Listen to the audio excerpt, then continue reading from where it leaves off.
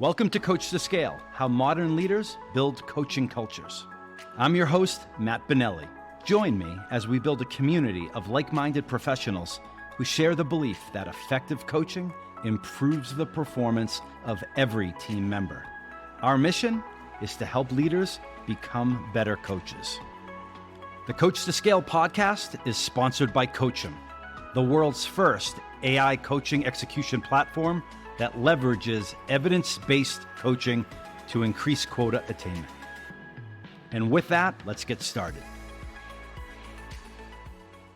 Hi, everybody. Over the past 12 weeks here in Q1 of 2024, I've had the pleasure of interviewing some top-notch sales leaders, as well as prolific authors, researchers, and professors who care deeply about the profession of sales and sales leadership. This episode of Coach2Scale is a montage of the first 12 interviews of the year.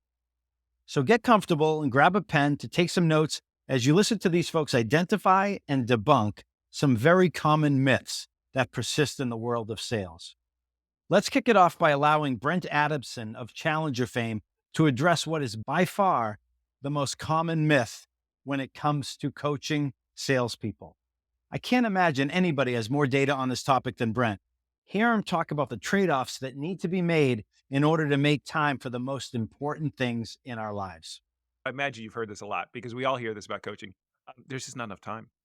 Should we start there? Because that feels like the number one thing that I've, back at Corporate Executive Board, CEB, back in the day. And so this is all pre-Challenger 2004 to 2007.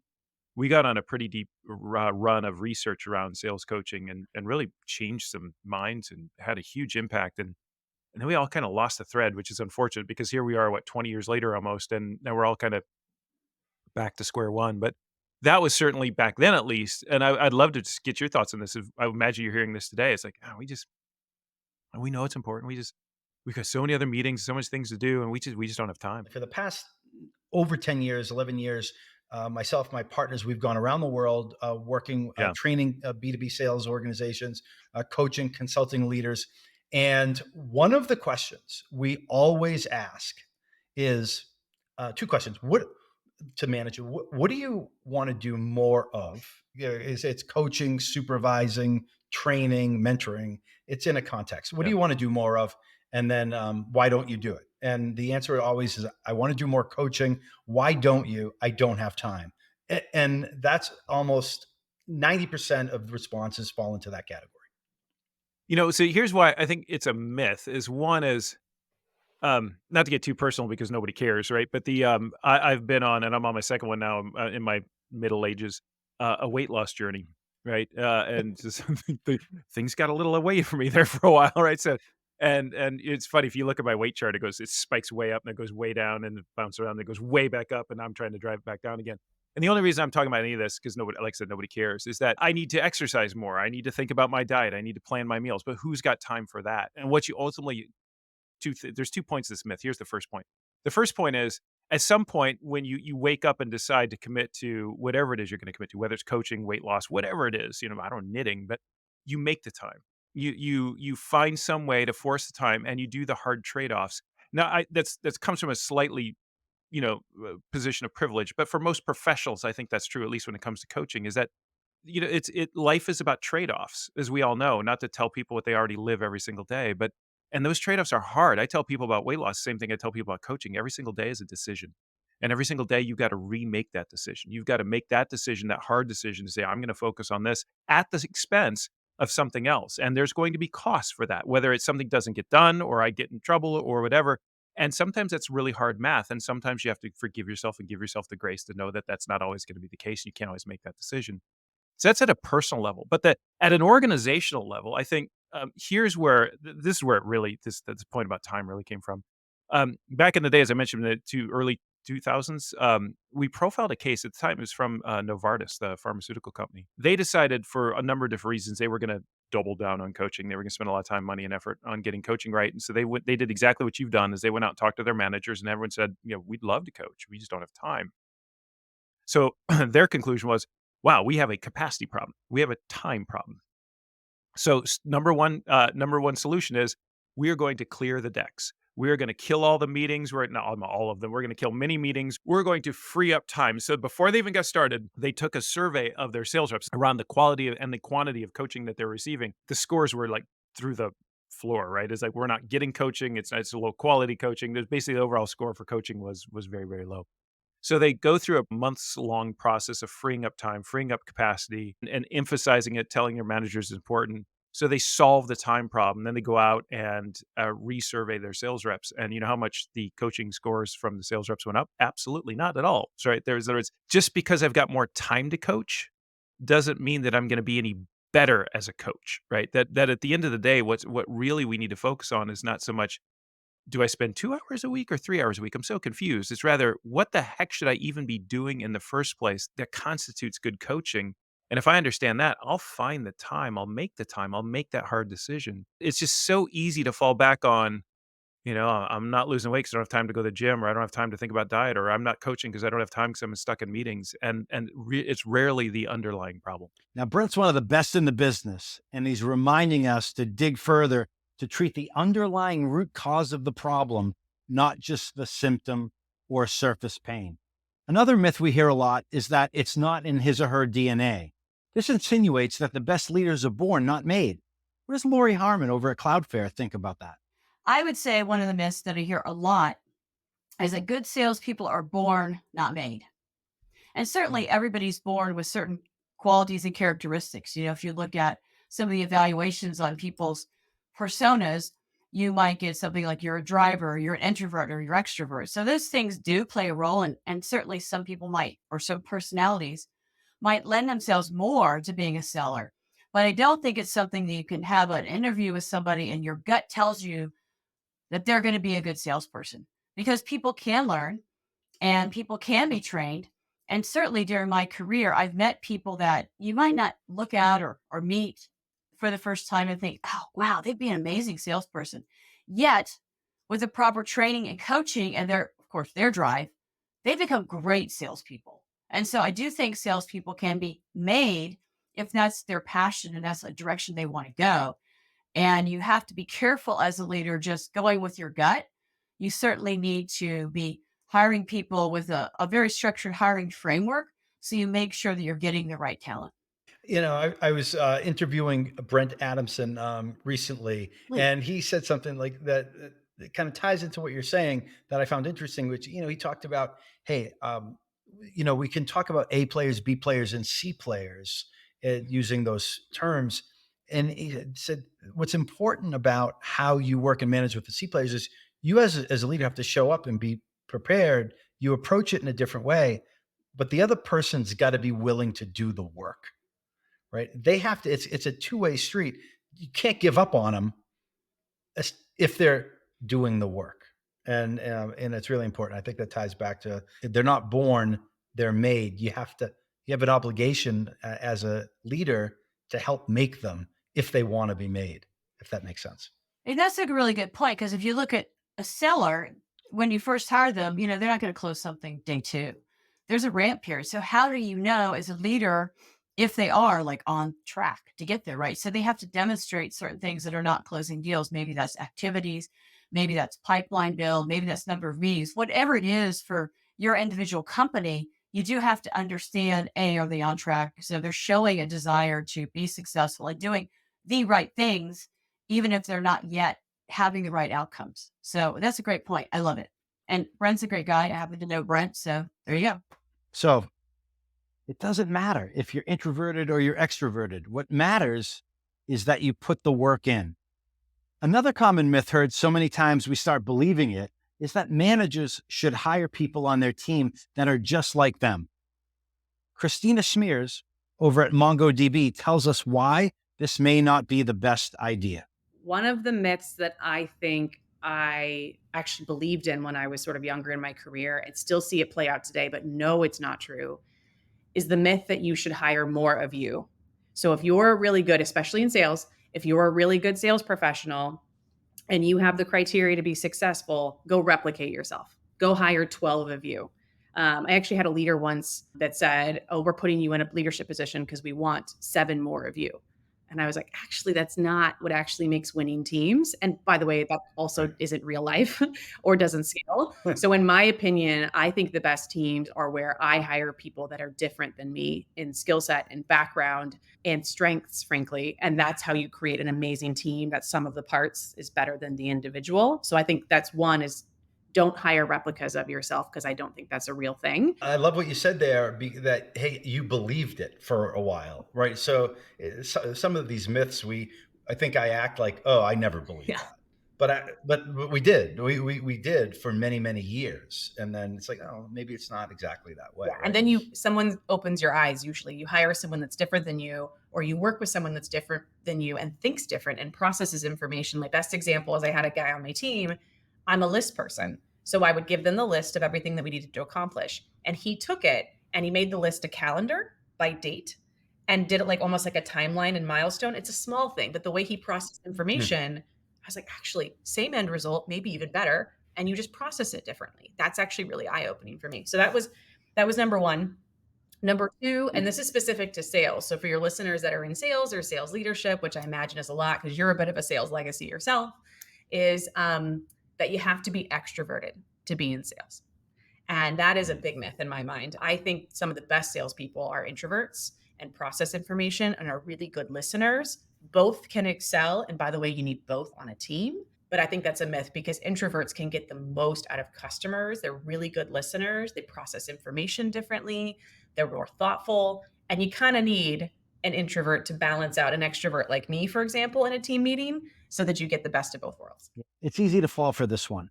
After all, we're so good and we're promoted. Why wouldn't we hire others just like us? Well, I'd listen to Christina and take Public Enemy's advice on this. Don't believe the hype. Next up, Channing Ferrer puts a controversial spin on where managers should be spending their time. And it's not what you've been told. There's a myth or a theory or a philosophy, some might even say, around where sales managers should spend their time. And a lot of coaching books out there say focus on the mid tier of your team. Spend time coaching there. Don't spend time on the bottom tier because they're just going to fail. And the top tier are kind of hard to coach. You might be able to make them a little better, spend a little time there, but really focus in on that middle tier. And often they talk about it in an alphabet grade. You have your A, your B, your C, your D kind of players, which means don't spend time on the D. I think my contrarian view is actually do spend some time on the D. But the reason I think it's so important to spend time on the D is because you need to make decisions with those D groupings. I see way too many sales managers, especially managers that are relatively new to their role, not making the hard decisions, not pushing people in the right direction.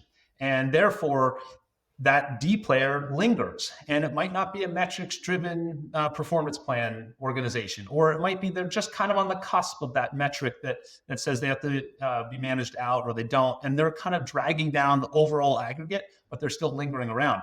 You have to spend time figuring out, am I going to get them to be better? Am I going to be able to invest in this person? Or if not, I've got to push them out of the business and go through a PIP and the process and so on. But if you don't spend some time there, you can't make that decision and you can't either elevate or push out maybe. So I do think it's really important actually to spend the time to make those decisions. It's too easy to let people linger and struggle a bit and barely get by. They're not happy. You're not happy. It doesn't lead down a healthy path overall. So that's a little bit of my myth is again, people say don't spend time on those D players. I actually say do spend time, but make decisions when you spend that time. Yeah, our most precious commodity certainly is our time. But when we have folks on the bubble, those D players, decisions need to be made. The D is for decision. Pull them up or move them out. Up next, Steve Goldberg at Sales Loft addresses two common sales myths. The first, that salespeople are meat-eating animals who only care about closing deals. And the second, that your initial success means you can rest on your laurels. Let's listen to Steve. When I first started selling, being a salesperson had a pretty negative connotation on it, like when I was growing up. And when I was growing up, I didn't want to admit that I was a salesperson. When people asked me what I did, I tried to talk around it. But at the end of the day, what I realized, what salespeople are is they're problem solvers. And they help your customers solve their own problems, but not only professionally, but personally too, because some of the best relationships that I have in my career, and I'm fortunate enough to be re-engaging with a lot of people I've worked with across sales, in any place I've ever worked, is that if you help customers solve problems and you're with them in the good times and the tough times, those are relationships you have for life. And what's great to see is when you help a customer navigate around a problem and see them get promoted and see them get the benefits and see them grow their career. And it's just, to me, it's a myth that you're just trying to close a deal, that you're going to drive by a customer at 65 miles per hour and throw software over to them and then go on to the next one. And I think that's a myth. And then I also strongly believe that there's such a change going on in the market that you have to realize, like, what got you there at one point of your career doesn't necessarily get you there at another part of your career. And you have to really, truly have a growth mindset every step of the way. To me, like, you may have done things one way in the past, but a lot's changed in the market. A lot's changed in the macro economy. A lot's changed in, the way people think about things, the way people buy. And you've got to have a growth mindset. And when you get coached, you've got to want to learn. You've got to want to take the information and do something about it. There's so many people that coach just to check a box and say I was coached, but they don't consume it. They don't try things, and they don't take it, and they don't learn from it. They don't study. They don't train. Just like an athlete, like, you're going to show up at a game, you may get lucky once, but if you don't have the endurance, if you don't have the practice, it's hard to get lucky twice. So, Steve, when you talk about growth mindset, for many years, espoused the work that Carol Dweck did with her book, Growth Mindset, and there's the fixed mindset, there's the growth mindset. What does growth mindset mean to you? And can you maybe share an example with someone who's heard the term, but maybe doesn't even know specifically what it means in the context of how we're talking about it today? Yeah, I would say, like, a fixed mindset is like, I did this one way and this is how I'm going to do it. This is what I'm going to do. My mind's already made up. Like, there's a concept of listening for, and there's a concept of listening against. So you could be talking to me, but I'm listening against what you said because my mind's already made up. I'm going to go down this path. I don't care. I might be showing you I'm listening to you, but I'm already going down this other path. So I'll show you that I'm listening to you, but I'm not really taking it in because I'm already set that this is the right way to do it. And a growth mindset is like, you're naturally curious. You want to learn. You want to consume. You're willing to try new things. Like, you're willing to consume information and do something about it.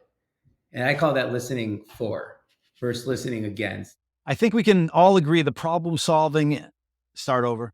I think we can all agree that problem solving and the growth mindset go hand in hand, and that it's far more effective to listen for versus listen against. And my wife would certainly upvote that too. Our next guest, Ben Kennedy from Elation, tackles a myth that many of us grew up with in this business, much to the dismay of our VC and private equity friends. Now, I'm talking about the myth that you can hire your way to revenue growth, meaning that the more people equals the more revenue. One of the things I'm a believer in, and I think is a current myth, is that sales is a formulaic process by which, if you add sales capacity, you're going to add revenue. Simply put, more sellers equals more revenue. And in today's world, I think that's a myth. I think you really have to think about the quality of the people you're bringing on board, the addressable market you're going after, or the ICP, the ideal customer profile, and be thoughtful and intentional about how you build a sales organization. I've been a part of sales organizations. We follow that model. If we hire more, we'll sell more. And I've seen it backfire. And conversely, I've been in roles where we've kept the team small and tight, and we've been more productive because we've been more intentional about our outreach. So that's one myth I think modern sales leaders need to think about is adding capacity really going to add revenue, or have you done the homework to identify your ideal customer profile and your addressable market? So it's like the old days. It was just, call as many people, throw a bunch of stuff against the wall and see what sticks. The modern day version of that is just keep hiring people, and, the great results will follow. I love the words you used, about thoughtful and intentional. What are some of the negative consequences of just hiring more people and expecting the revenue is not going to come? Yeah, so in my experience, when you overhire, the probability of the percentage of people on your team hitting quota decreases. So what happens is you overhire because typically, no offense, but typically someone in finance says, "Hey, we add capacity means we add revenue." So you're squeezing more sellers into the same TAM if you haven't added product or grown your TAM by some meaningful amount. And so the negative consequences are you have more people, but fewer people are making quota. That leads to higher attrition, longer ramping time for the team you have. And when with your current sellers, they're probably looking at their territories thinking, hey, if the model the company's going after is to continually squeeze my territory, what is the future going to hold for me? And you see some companies out there today, they're successful companies to be fair, but they've gone from maybe a seller has 3 or 4 accounts to then they had one account. Now they have one account, but there's 3, 4, 5 sellers on that account. And look, some companies can make that work. And depending on the scale of your products in your company's portfolio or the market you're going after, that might be appropriate. So I'm not knocking the model, but I think you really have to be, to your point, intentional about how we're adding capacity to a sales model to make sure it's not just adding capacity for capacity's sake, because the risk is you're going to have fewer people making their number, which leads to higher attrition. And one of the most expensive parts of a sales leadership role is that attrition, voluntary or involuntary. Throwing headcount at a problem doesn't always solve it. Sometimes it makes it worse. Ben does a great job pointing that out, and that bad morale and few salespeople hitting quota leads to a revolving door of talent, the death knell of any sales team. Dr. Howard Dover from the University of Texas at Dallas is our next sales mythbuster. And he caught me off guard with his answer to my question regarding common myths in sales. Check it out. We should scale best practices. Scale best practices. So why is that a myth? In all myth busting, there's half truth, right? There's a truth to it, but there's also in the implementation, there's the challenge and where the myth gets created. It's not that I'm against best practices. We have to train people, right? I mean, you have to. Chaos doesn't generate revenue. When you're lucky, it does. But just go to a casino and then. But even that's strategically designed, right? But a lot of what we do in sales is tactical best practice, right? I see something, it works, therefore I'm going to codify it. I'm going to create a structure around it. I'm going to train for it. I'm going to deploy it. It's going to be the way we do business here. And the reason this is a challenge for us is the fact that most of this concept of best practice and scaling is coming from the manufacturing sector, right? This idea that we can get efficiencies through consistency and repetition and scaling. The challenge in sales is that we're working with two pieces of information which are not static. The first one being the salesperson themselves. Salesperson is a human that makes decisions. And then we're interacting with a buyer or buyers, usually it's buyers, plural, that also are human beings with choice. And so when we then start trying to scale a process to take an individual through, we have a lot of variableness. We have a variable with the human who we're trying to teach to do what we're scaling to. And then we also have the person who's receiving that process. So really we have to look back and say, well, is this tactical? Is it tactical to achieve an objective? And a lot of what we've seen over the last probably decade or so have been tactical hacks, right? We like hacking things. Hey, I hacked this, I hacked that, I hacked that. Well, if you take that word and you throw it over to the customer and say, how do you like being hacked? They're going, well, I quit hacking me. And so actually, when we look at the Gartner research and say the rep-free experience that the buyer is requesting, it used to be 60%. I think it's now above 70 or closing in on 80% of buyers say, I prefer a rep-free experience. I think that means quit hacking me. The hacking isn't giving me any value. Now, Dr. Dover is someone we can all learn from. Check out his book, The Sales Innovation Paradox. If you've ever wondered why your company has invested tons of dough into sales tools, but performance and profitability have gone in the wrong direction, you might have to ask yourself, what's going on? Next up is someone who is pissed about what Dr. Dover calls the sales innovation paradox. Justin Otley from TalkDesk goes for the jugular when addressing another common myth to which many sales leaders fall prey. Take a listen. I might just go for the jugular on this one. Do it, man. Do it. Don't wimp out. There's definitely a really hot topic for me right now, and it is the SDR, the sales tech stack, right? What you need and what you don't need. And the hot topic for me in particular is definitely sales engagement platforms. I'm getting to the point where, I've evaluated just about every single one of them. I've tried a lot of them, and they're all pissing me off more and more because none of them are actually mastering one particular thing, one particular piece of the process. It's this all encompassing platform trying to do everything, but not doing any one particular thing that great or that good. So, Justin, just for the audience, when you say sales engagement platform, we're not trying to throw any companies under the bus here, but like, just can you describe what you mean when you say sales engagement platform, just a level set before you go into it? Yeah, absolutely. Right. It's that central place where you are managing for like an SDR team or from a marketing sales team where you're managing your cadences, your sequences that are going to be automated and sent out to your target market, right? That could be a series of emails, LinkedIn, calls. It's a way to organize it all together. So I was actually using outreach since like I think 2017 up until about 2023 or something like that. And it did what I needed it to do. But the problem with a lot of these different, and this isn't me attacking outreach because No, now no. there's all these up and coming companies that are trying to take outreach and sales lofts lunch where they've got some really good marketing, but then when you actually start to play with the platform, they're missing out on a lot.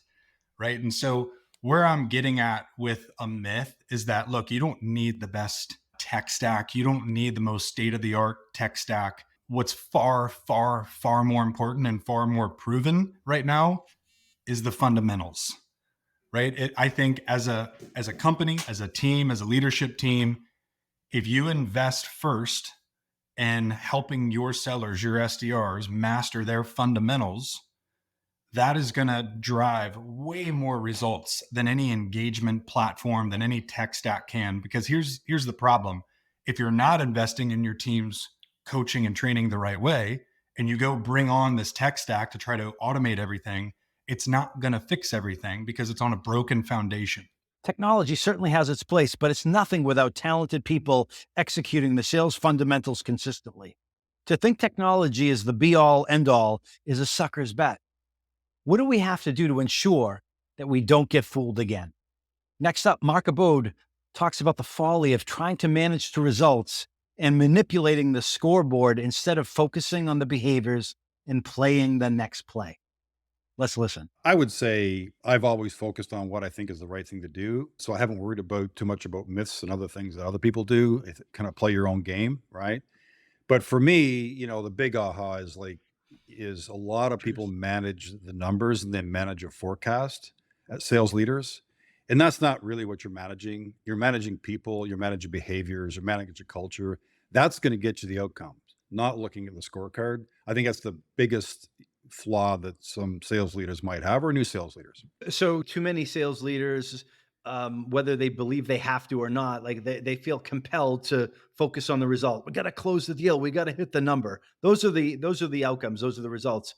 What you've built a career on is focusing on behaviors, right? Focusing on playing the next play. Was there a watershed moment, Mark? Was there, like, when did you first recognize that focusing on the behaviors was the right way to go, despite all the pressure that's out there? Well, I would say, when I joined Oracle Direct with you, Matt, back in the day, I had left running Canada for Oracle, and I probably ran Canada for Oracle in a fairly traditional way. Here's the forecast, here's the quarterly forecast, here are the deals, run the deals, and hey, nothing wrong with that. It's good to learn. But when I got to Oracle Direct, the scale was so enormous. 1,500 people, tens of thousands of deals. You can't manage your way to an outcome deal by deal because there's too many deals.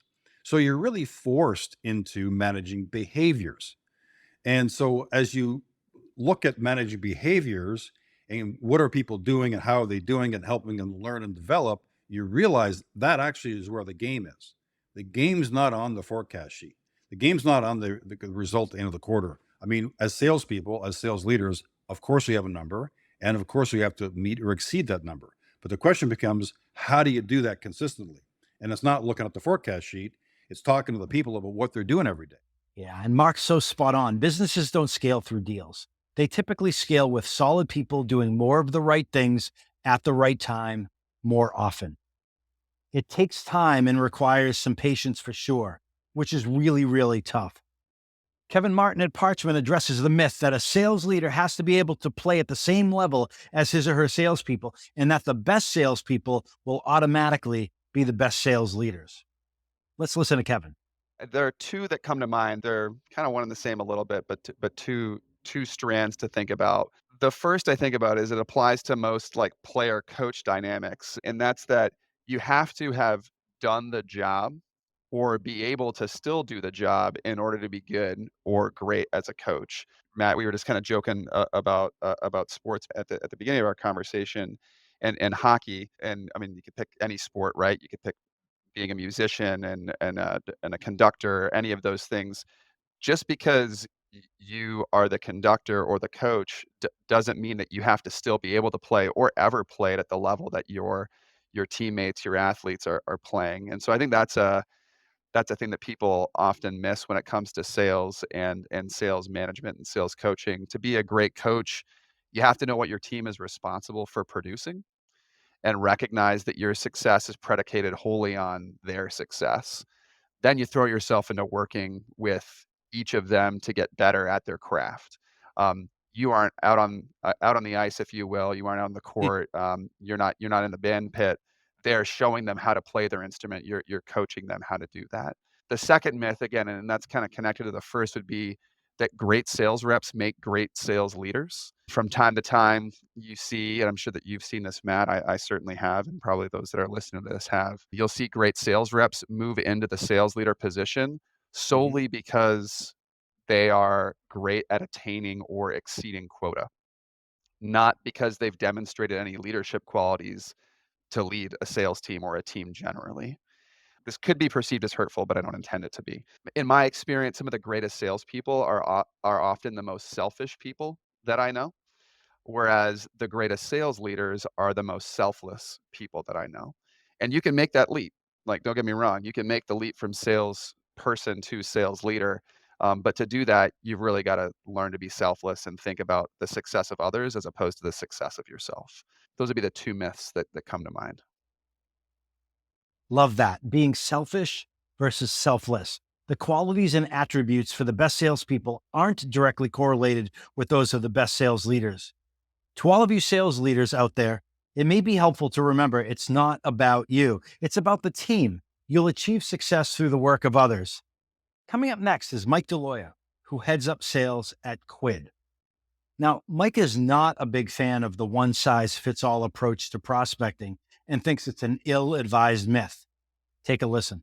That's a good question. There's a lot of things that I look at. You mentioned against the grain. I consider myself a non-traditional sales leader in a way.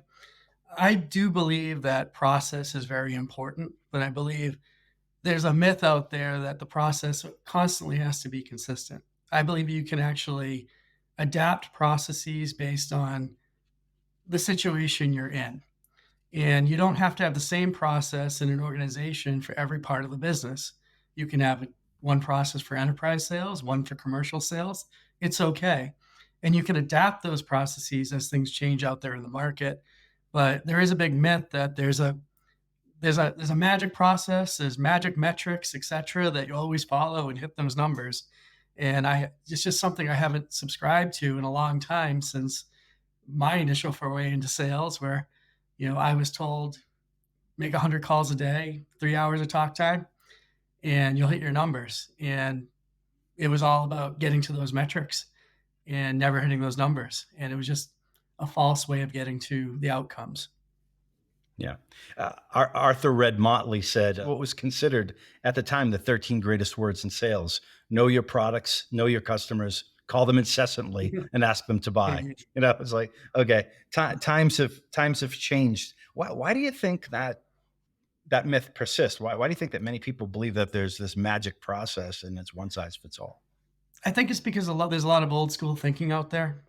Technology has changed. We're doing an online podcast right now, for example.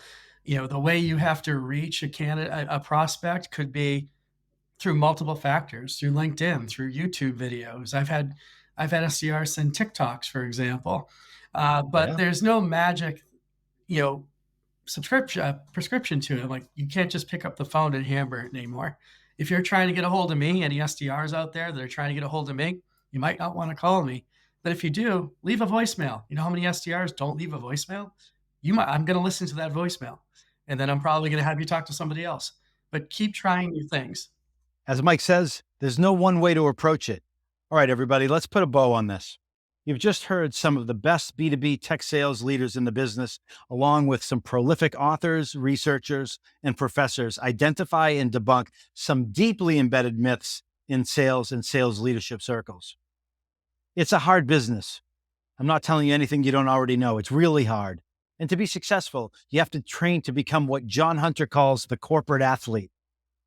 Why is B2B tech sales so challenging? What does it take to become the rock solid corporate athlete that works and hits hard? Take a listen. Let me answer that question. Let's put some context around it for everybody listening, because in this particular talk, we're primarily talking to enterprise SaaS companies, cybersecurity, automation, cloud, you name it, any domain. So I think the precursor to that question starts with the industry that we're in is the most competitive industry on the planet. If you found your way into this industry by accident, you may want to get out. This isn't for everybody. It starts with an industry that's moving so fast because of innovation, change, the currency, the value that's being born every single day. You just can't be of the faint of heart. You can't be slow. You can't want to coast. You can't want to be comfortable. You can't want to be safe. That this industry just doesn't allow it. No safe spaces. That's right. This is a radically changing, dynamic industry that draws to it the best of the best to come in here, because what do they want? They want wealth creation. They want to move fast. They don't want to sit in a cube for 30 years and push paper. They want to really adapt. They want to be the resilient people who want to be in this industry because they think they're what I call corporate athletes. So setting that table, Matt, it requires the best of the best to be the most trained and strategic and the most thoughtful, mapped with that intense competitiveness, that ferocious get shit done attitude, the getting in early, the staying late. I mean, if you don't have those are table stakes. You won't make it a year in this industry if you aren't the hardest worker, if you're entitled, if you just you're looking to work from home and leave at 4 and get jelly beans and free massages. It is going to be a short stint in this industry. COVID delayed it a little bit. It got a little funny in some of these companies, but in this industry, it's going to require this ability to work hard, hit hard, but also be strategic and planning and thoughtful. And that's where the myths set in. And with that comes learning and training and coaching in order to always get better. And a lot of times, if you're in this industry, Matt, and your heart rate's up and you're in war, and we're going to get acquired or we're not going to make the quarter or the month, what goes out the window? We go into fight or flight mode. John Hunter's calling you, Matt's calling you to offer you new tools. And what do? You say, hey guys, I have no time for you. I've got to keep my head down. You don't know what it's like to be me. I have to survive. You go into fight or flight mode. And that is where I see a lot of myths, a lot of avoidable mistakes. And the term I like to use is becoming half monk and half hitman. This ability to marry that awesome work ethic, low entitlement, get stuff done with strategic thinking, planning, breathing, influencing. And we combine those two in this industry, those are the people that should be running the best companies. Yeah, the B2B tech sales arena is the most demanding one on the planet because it's so competitive. And it's competitive because it attracts the best and it pays extraordinarily well if you're good at it. To survive and thrive, you have to become half hitman, half monk, as John says. I hope you've all enjoyed this Q1 2024 summary. I enjoyed every second of the guest interviews, and I look forward to seeing what the next quarter brings. We have some great guests already lined up. So, on behalf of CoachEm and the Coach2Scale podcast, thanks for watching, thanks for listening, and until next time, CoachEm if you want to keep them.